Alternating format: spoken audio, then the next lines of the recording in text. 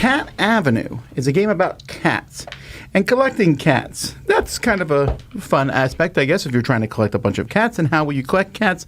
By moving around a circle. Okay, well, that's kind of the mechanism. Let me show you. There's piles of cat cards, and you have several of them in the middle with a cat token next to them. Each player is going to have a white and black paw, as well as a cat, and this keeps track of your money. And then you also have a secret private objective and public an in-game objective and end-game objective. So what you're going to do in your turn is you're going to play one of your cards next to on either side of the two cards in the middle.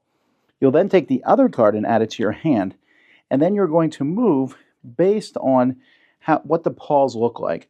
2 white paws mean you stay where you're at. 2 black paws mean that you're going to move around the circle 3 spaces. So in this case, 1, 2, 3. I don't know why I want the snake, so I probably wouldn't have done that. But if I was here, maybe I would have went 3 and taken this card. Here I pay 2 coins. I get to keep this card, which is worth 5 fish. You're trying to get to a certain amount of fish to end the game. That depends on the number of players. That's how you win, is getting fish.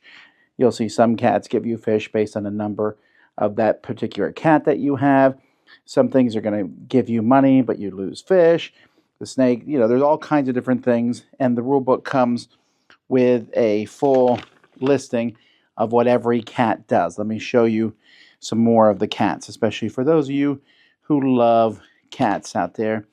Look at all these cute. Those aren't cats. That's a cat hanging out with baby seals. That cat fights crime. Anyway, that's pretty much the game. You're just going to keep manipulating those paws. That will show you the movement that you have.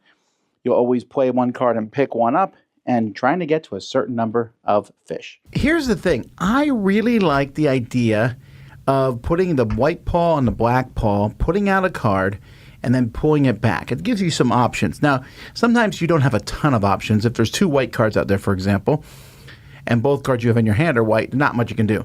But if you have a black card in your hand, you can put it on one side or the other. You have 2 options. If there's a black and white card out there, though, you have a little bit more options. You're never completely sure. But here's the thing. It doesn't matter if I can choose between 1 and 3. If both options are bad, who cares? And there's a lot of cards in the game that kind of take that cards. The game itself, a lot of translation needed to go through all that. But even beyond that, it seems like there wasn't enough good cards. And so while I like that main mechanism of putting out the paw, I think it's a neat idea. The game itself just was pick up cards, pick up cards, pick up cards. Whoever picks up cards the best wins.